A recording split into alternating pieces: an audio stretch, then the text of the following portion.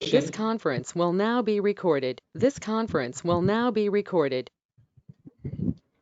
Okay, now, good morning, all of you. So today's first topic is the girl child. Okay, and as you know, some of you are already aware, yesterday being the International Year of the Girl Child, so it's most relevant for our present days.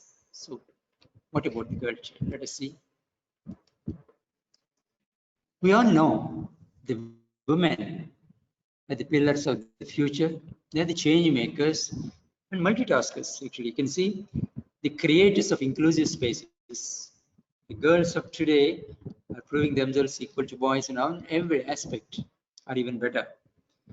And they distinguish themselves as achievers in every field: academics, sports, profession, all professions. And they're successfully playing multiple roles, as we can see, both at and at offices. So it's very relevant to learn some points about the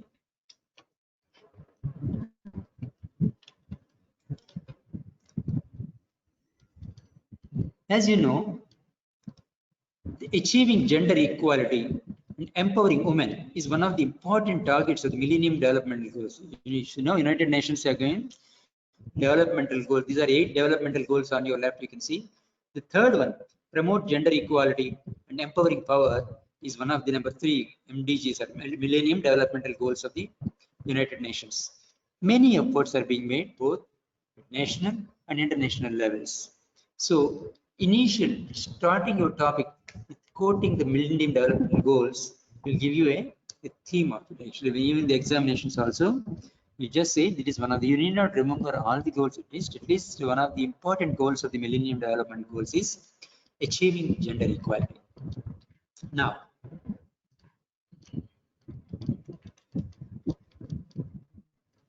as I already told you, yesterday, October 11th, is International Day of the Girl Child. And this year, the motto is My Voice, Our Equal Future. That is, every year they keep one motto. So this is the latest motto of this. The world will be a better place to live the day when girl child is as happy as other gender. Let us work for the synergy to make this dream come true. So happy International Day of the Girl Child 2020. So what is the purpose of this girl child? So every year, 11th October, the International Day of the Girl Child, UNICEF launches it as an annual campaign.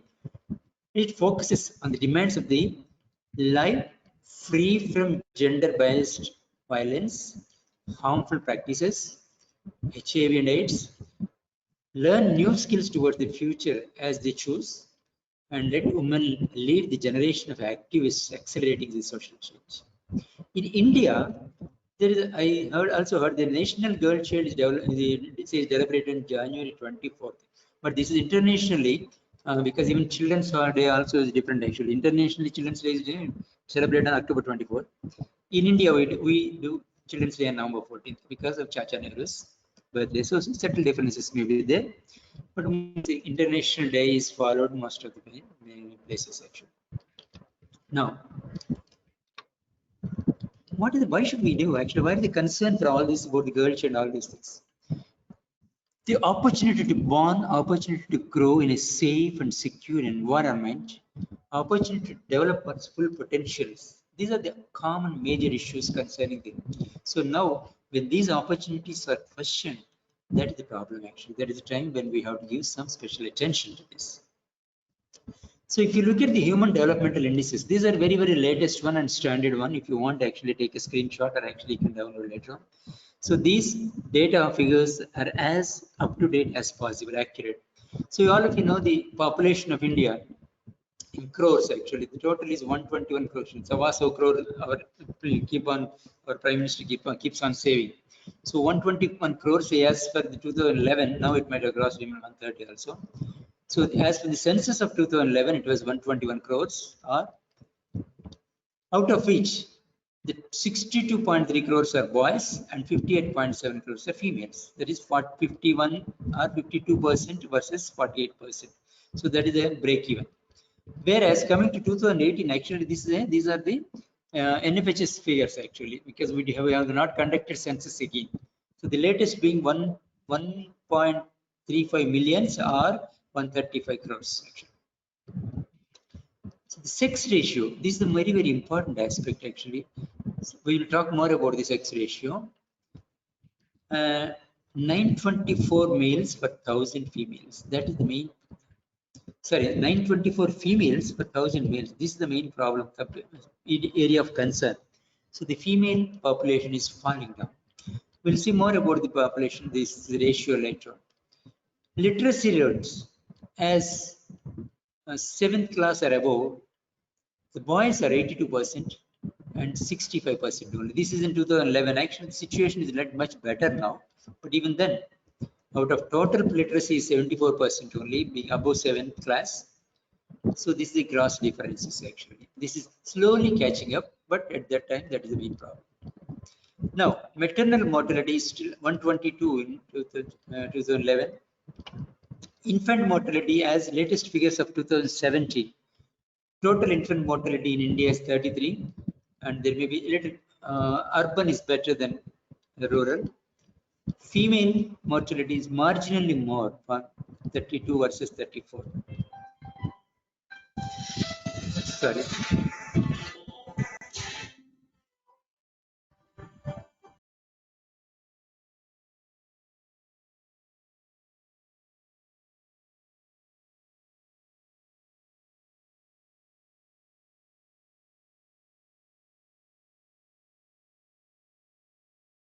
Sorry. So, under 5 mortality rate is a little marginally more in boys than females. Life expectancy at birth, 71 for males, 68 for females. Adult literacy rate, this figure 78 versus 59 is now much better actually. There is 15th class or above 15 years children. Now latest one, ladies and girls are actually catching up. So these are from the sample registration system of the Office of Registrar and National Family Health Survey, NFHS 15 and 16. So what is the most important alarming thing is female to male ratio. This is the most dangerous figure actually we have. Sex ratio, we are talking about that actually now. Is defined as the number of females per actually 1,000 males, not 100, sorry. It should be 1,000.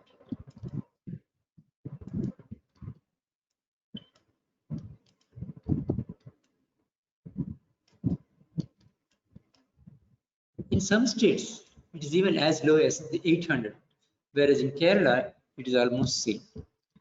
So the adverse sex ratio, what happens is it creates a shortage of women and severe long-term implications. We'll see later on. So this should not be there actually. This adverse sex ratio is very dangerous in various aspects. You can see here, actually the worst it is very bad in 2013. The national levels actually to 900 for 1,000 boys in 2013. As we approach 2018, it is a little improving actually. As you can see, by 2018 it has reached 2016. And state-wise also, this is from the Enadu paper actually. You can see each state has given different ratios, and you can see Arunachal Pradesh have very good positive ratio because more females than the males. The worst in Gujarat and some other Bihar, I think this one is a very bad thing, 899. So where are we? Andhra Pradesh, we have got 935 females for only 1,000. So we are somewhere in the middle. As per the, this is Punjab is very bad actually. Punjab is a very dangerous one. Very little. So this is a very adverse sex ratio. This has to change. So what are the discrimination? Why is it? What is happening? Because we can categorize them into various aspects. Like one is the female infanticide, disparity in the rearing, the childhood marriages, and various atrocities on women, where we are just like honor killings, dowry system, genital mutilations. We'll see each one actually. So many disparities that is actually happening. Talking about the female infanticide. So female sex determination and sex selective abortion, because if it is a female fetus, they want to remove the fetus. This is actually medical profession. Unfortunately, our own profession is helping them. This was noticed. Why is it happening? why actually parents are asking for this. These parents only bring it actually. So very social phenomena like the dowry. If there's a girl, they have to give a lot of dowry. And anyhow, what is the purpose of having girl? Girl is going away. It's a pariah then. We are not having any use for it because whatever goes, we have to we go to some other house and all. Problem related to safety and marriage is actually these have to keeping the child safe is very dangerous, and marrying up very problematic. And moksha, honestly, son only, because without son is there and they can like take that after death. Otherwise, they won't go moksha. Also, most of the communities it is like there is a problem, unless belief actually. And we are living in a patrilineal society because most of the property, unless the son is there, property will go to somebody else actually. So in that the patriarchal society, what happens? They must have a son, irrespective of whatever it is. So these are some of the things. That's why they promote male child and they do not want female child. These are the figures. This wedding expense, they have to bear the dowry, wedding expenses, customs of gift giving, inability of the girl to take care of the family. Because when they become old, at least they believe, at least son is there, they will look after. Of course, they are not doing that these days. But anyway, there's a belief, girl is there, they cannot go to the girl's house and they cannot spend. Domestic violence, this is ill treatment by husbands and in-laws, that they have to bear all these things. Ill treatment on account of giving birth to a girl, and so on. The mother-in-law scolds you. Actually, they can't produce a male child at all, like that. So these are all the things making that female feticide very prevalent in this thing. So all this go hand in hand with the child discrimination. I'm talking about the discrimination because the girls are looked up differently than men. So what are the discriminations? So what are the disparity in rearing? Next point is the disparity in rearing. Globally, if you talk about the nutrition and education, we'll take two topics. One is the nutrition. 1/3 of the deaths of children under 5 are attributed to malnutrition. That is irrespective of both sexes together. Of these girls, nutritional intake is relatively inferior because they first give the male child what is remaining to the female child quality. Because he did not have to go out actually. Why do you require more? All these things of the attitudes of the parents. And women expend greater deal of energy inside than outside. So whereas they often have insufficient food. That has happened actually because the boy is going out and he is doing work, actually let him have more food, like that is the mother itself says actually. So these are the problems actually. Children are not malnourished. Female children get to be more malnourished. Speaking of education, 3.7% of children between 6 and 10 years and 5.2% of group in between 11 and 13 years early dropouts. Why they are dropping out? Actually, why they are dropping out? They are the various purposes actually are there. So the dropping out rate is school had to be, some are actually never attended school at all. And enrollment of school ratio, because in 2001 it is 77, but now actually it is very nearly crossing 90% now in the females. Why? The reason is they have to do the household work, because who will do household work with girl goes? Or the school is so distant, the girl cannot walk. There is no female teacher, especially the higher forms. Unless the female teacher is there, the parents are worried, actually, not safety of the girls. There is no toilet at all, because suppose in the middle they want to go, right, they have to be far off, actually, there is no proper toilets at all. How can we send the girls to this thing? These are all the factors. Actually. Whatever the factors is there, all these have to be attended. Somehow the school enrollment has fallen down. Now, various other forms of gender discrimination. You see, because the fewer months of breastfeeding, below par medical care, insufficient nutrition, already I told you, the lack of prenatal, natal, and postnatal care results being more susceptible to illness, because if their proper care is not there, actually pregnancy time they get more diseases, poor health, and that leads to shorter lifespan. They die early. Women employees also, even in the workplace also, women place a lot of disparities, like the workload or actually work during timings of hours, and they have the providing of the facilities like toilets and actually privacy areas. No inclusion in the decision making process. It's a boy, I said patriarchal society, where the father says it is final, actually I have to say you have to marry off, means finish off. So they do not give at all importance to the girl. So that is the problem of the patriarchal society system. Women are still deprived of the rights of ancestral property, except in Kerala, Nayars community. Most of the other communities are patriarchal. The father's property goes only to the male children, not to the female children. That is that itself is a social remit, very disease that will lead to the disparity to the females. Now the question of child marriages. So it is illegal to marriage in India. It's not 80, it's 18 years actually. 18 years of age. However, 36% of marry before the attaining of the 18 years of age. So before 18 years, they should not be, but unfortunately, even 10, 12 years also children are married. It violates human rights. And what are the consequences? Because child loses the opportunity of childhood at all. You are robbing the child of the childhood. So she cannot go to education. The sexual exploitation right from the 10, 15 years, as soon as they become maturity, they get pregnant, actually, they lose all the problem. The violence and early pregnancy associated problems, all these things are the secondary to the child marriage. It's very, very dangerous. Now, atrocities on the third aspect, fourth aspect is atrocities. These atrocities are various types of atrocities. Trafficking is very dangerous because purposely the children are being abducted and they put into various brothel houses, and actually their money earning mechanisms. Actually, right from the childhood itself, they are being reared in such houses, and there is a big the tools of exploitation. But it's called the third largest crime in the world. 79% of global traffic is because of the sexual exploitation.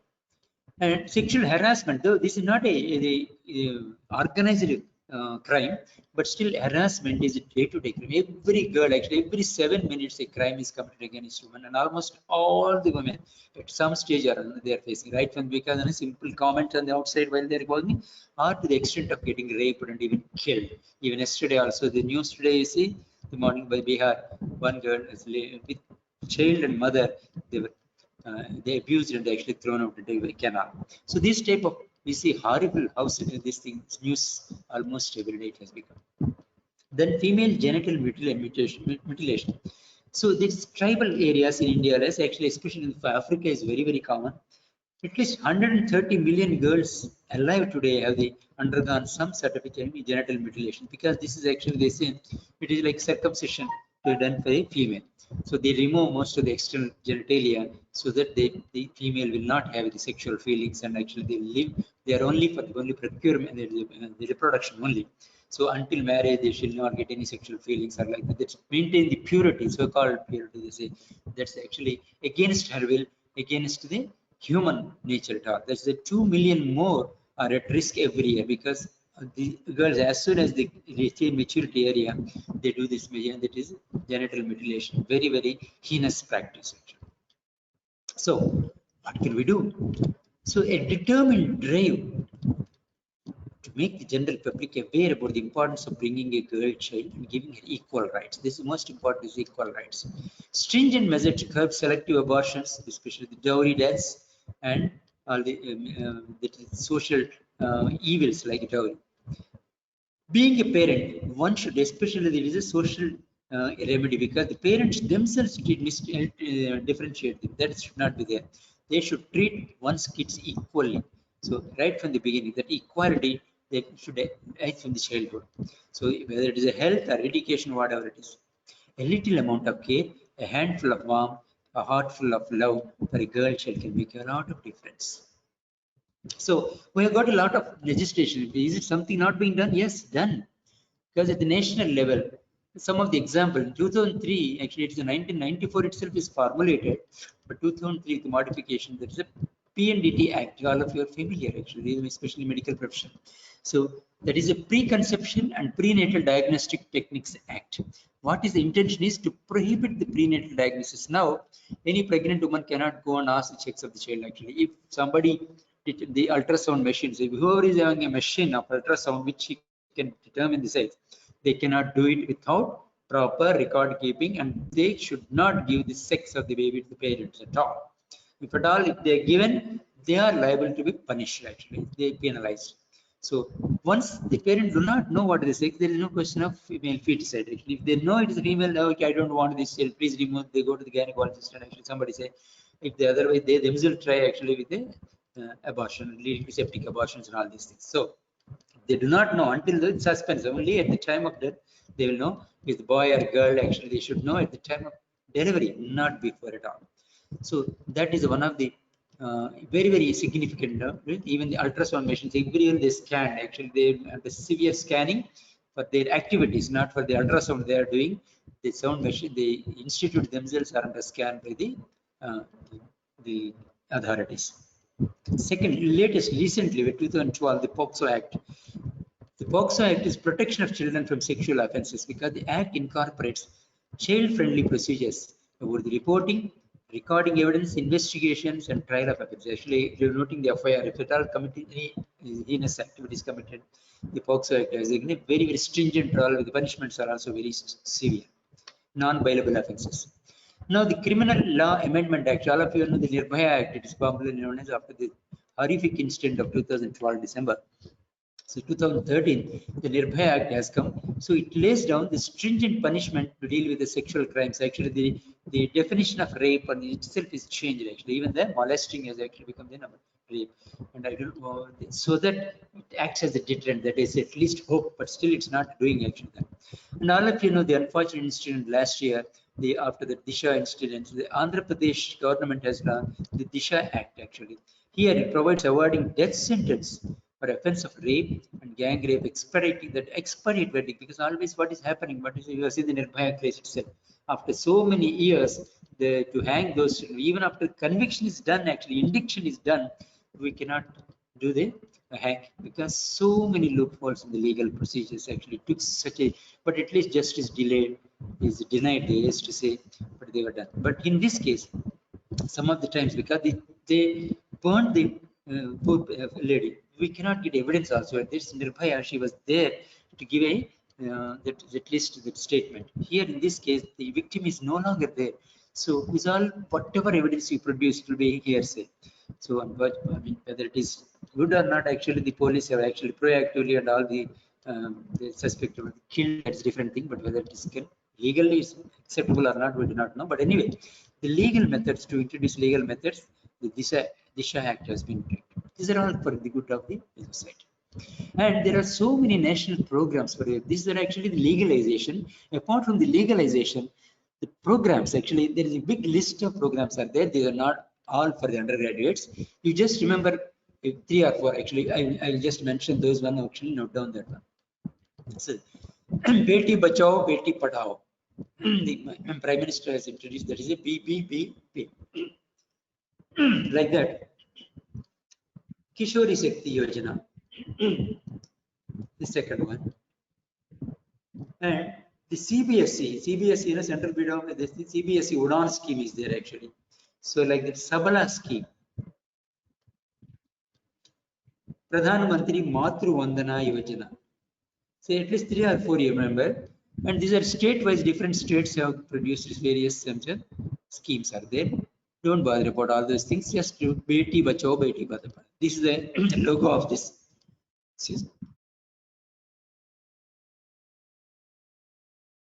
Excuse me. So this is the logo of the Beti Bachao Beti Padhao, central government scheme for the girl child schemes, which is applicable throughout the country. The key objective of the scheme is to save the girl child from social ills such as gender biased abortions, to advance the education of the girl child all over, to prevent gender biased selective abortions, ensuring survival and protection of the child, ensuring education and the participation of the girl child in the community. All these aims that we already mentioned. So just remember at least gender equality and equal education like this. So remember the name, that is very important. And Kishori Shakti Yojana is this is not necessary. We'll go with this one.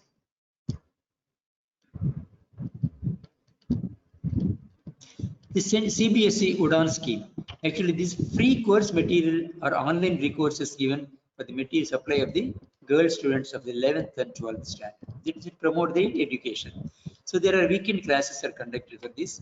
Peer learning mentioning, study helpline services to clarify their doubts, constant monitoring and tracking of the students. This is by the CBSE, Central Board of Secondary Education is there. So Pradhan Mantri Matru Vandana Yojana, this is also important, just mention this one also. This provide compensation for wage loss in terms of cash incentives so that women can take advantage of the rest before and after delivery. This is for the pregnant women, especially expected women. So they give cash, nearly incentive of cash nearly of 1,000 rupees provided by Janani Suraksha Yojana, JSY institution delivery. So this is for the grown-up women at least. So these are the some of the things, and all these things may not be necessary. I will just skip them off. So what else we can do? So there are strict rules are allowed for the especially PNDT. Female pet set, the doctors should themselves be conscious about it. They should not do. And if somebody anybody violates, or punishment should be given death if any of the parents actually. This is stringent even for the death penalty for actually penalty. Protecting the girl child should be one of the top priorities of the government. Strict implementation of the existing welfare scheme. There are so many schemes I mentioned actually, but how they are being implemented, that is important. And implementation of the prevailing laws. There are laws, but what use if they are not implemented? They are not much of use. So these are the things to be ensured. So ensure that the schemes are being done well, the promotion schemes, and ensure that the laws are being implemented. And there are non-governmental organizations are also there. For example, DASRA 99 is a catalyst in social change, especially for the female child in this non-governmental organization. Save the Child organization, they started in 2008. This is an international organization in India. They are doing so much of work for the female child upliftment. Child Rights and You, CRY. This is the logo of the child. They also produce various books and actually promote so many schemes for the female child development. So all this work towards development of the girls, and their education, health, and sanitation, especially different fields. So these voluntary organizations are also doing several. So that's the end of it. Thank you. That is about the female child. Okay. So we have completed the first half of this. I am supposed to conduct the second lecture of today is child labor, something related to this actually. So we are talking about the child labor. So in this we are going to do what is meant by child labor. So what are some statistics, categories of child labor, the basic reasons why the child labor, and what happens because of the child labor, and various some factors and statistics again. What are the labor laws available in India?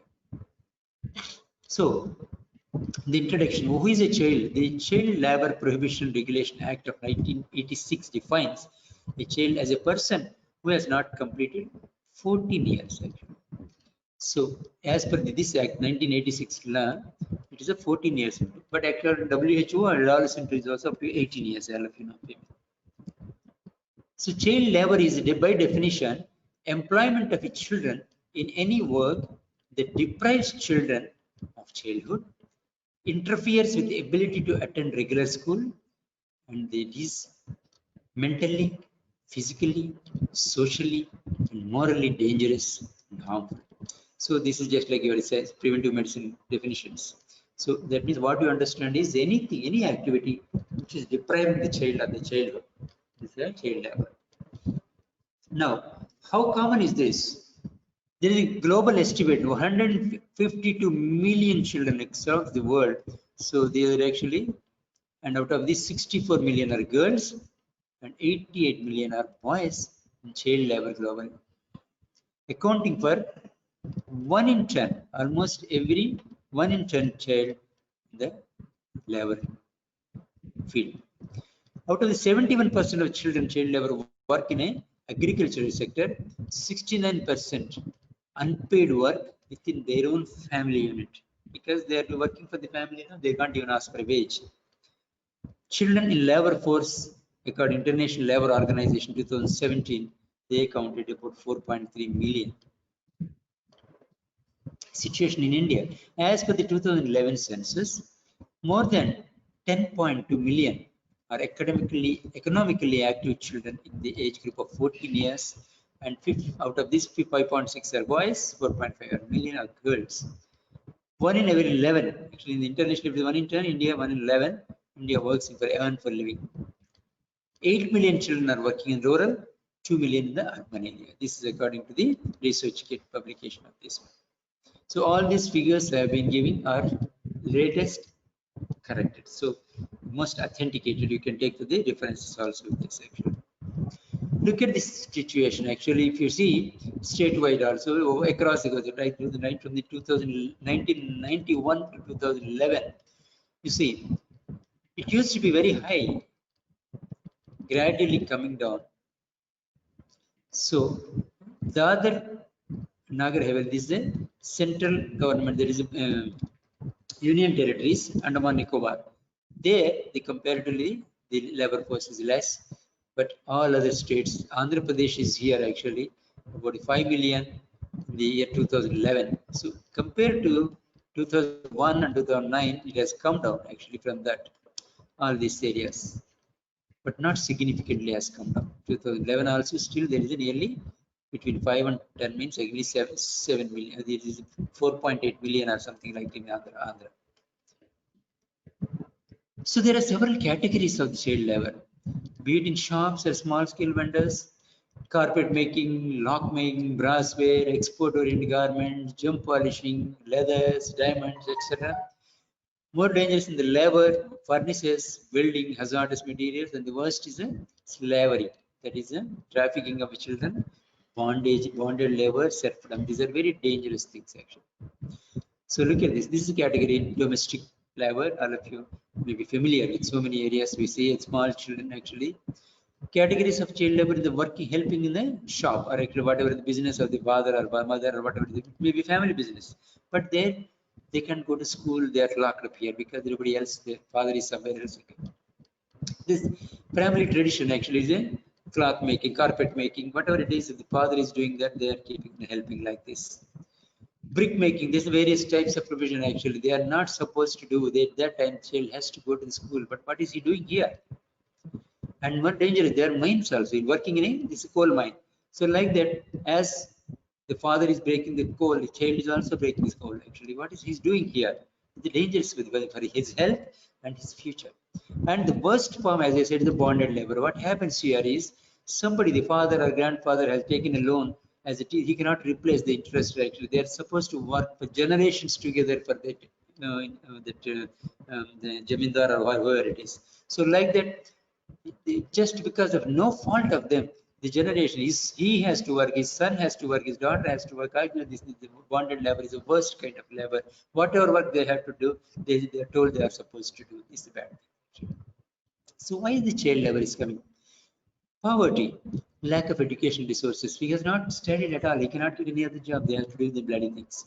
Social and economic backwardness push them to this type of menial like jobs. Addiction, disease, and disability. Because the father is addicted to alcohol, whatever it is, because he doesn't earn, because somebody has to earn. Disease, or his father is ill, actually not able to do. Disability, parents are not doing, the child has to work along on par with them. The lure were cheap labor, because child can give a half the salary of the adult actually, because the labor, the people are interested in employing younger children. So if he gives half the salary of the adult, it's okay. So that's the widened gap between the rich and the poor, the discrimination between the boys and girls, inefficiency of law, because there's so many laws again we are going to see, but they are not being implemented. Administrative system poor. So these are all the factors. What happens because of all these things? What are the consequences? The children are impeded in gaining skills or education because he cannot go to school. They are prone for injuries and sexual exploitation, especially girls, and from there leading to STDs, HIV, and drug addictions and alcoholism, all these things subsequent to the exploitations. Emotional neglect and deprivation of the family love affair, because who is just they lead to a psychological impacts throughout the life they are suffering from this. As I said, missing educational qualification, higher skill. They can, once there is no higher skills, is hardly past 10th class, we will give a bigger job. We can't even do a clerical job also. So this wages and salaries come down because the lesser the education, even if somebody wants to give me good salary also, what is it? You don't have qualification, you can just be small salaries and the small jobs. And national level, this deprives the nation of developing higher skill, but most of the potential is being wasted actually. So the technical capabilities are there, but the nation is not getting them. So child protection, what is child protection is about ensuring the children have a security net that depends to depend upon. If they happen to fall through the holes of the system has a responsibility to provide the child with necessary care, rehabilitation, and bring back. This is the social responsibility. Child protection is the social responsibility all of us will have. So there are children, United Nations Child Rights, United Rights of the Child. Convention of the Rights of the Child has shown this, that all children are equal and have the same rights. Every child has a right to have his or her basic needs fulfilled. Every child has the right to protection from abuse and exploitation. Every child has the right to express his or his opinion to be respected. These are the United Nations rights of the child. Actually, this is very important. Then these child actually can be nutshell make it into these 4-1. Right to survival, right to development, right to protection, and right to participation. So these very, very important. Do you remember these 4 rights actually? What are the human rights? Survival, survival, protection, and participation, development, SPPD. There is a mnemonic.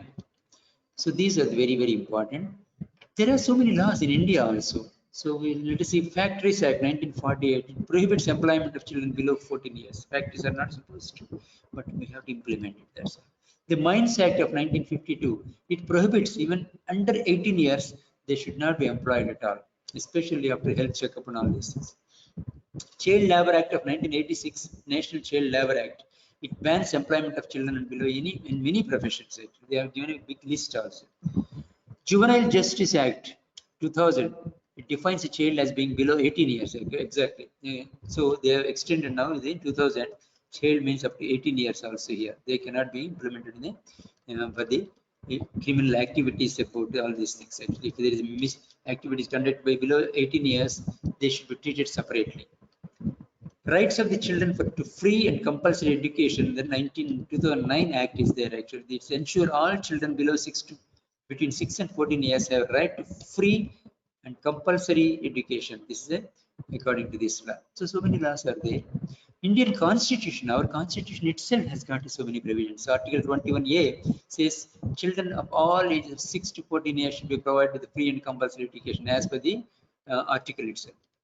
Article 45 says state should provide early childhood care and education to all children below the age of 6. Article 51K states parents, guardians of children between the ages of 6 and 14 should provide them with opportunities of education. That is the onus is on the parents also. So like that, so many protections are.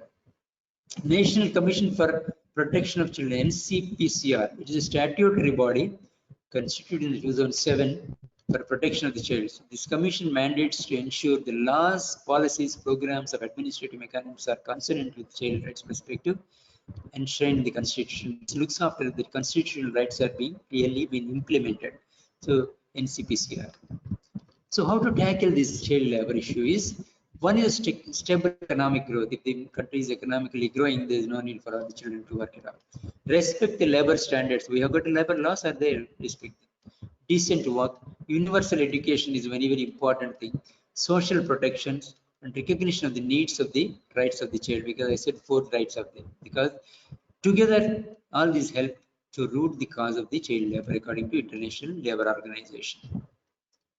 So these are voluntary organizations are also there as the Childline India. All of you are familiar with this is a 1028 is the number 1098. Anytime child is in distress, with whatever it is, child is in labor, we see child labor being not been done, and rules are not been. You can just call this. Those people will come and see, investigate, and protect those children who are working in a hazardous kind of situation. So you can directly, anonymously also you can call and inform if child is being illegally employed. So thank you very much. So these 2 are social topics given to me actually, these social pediatrics. They are quite important, especially they make short notes may be coming if not in essay. But a few statistics that is very, very important on this. So this we talk today's that. Okay. Thank you very much. Thank you, sir. Thank you. Thank you.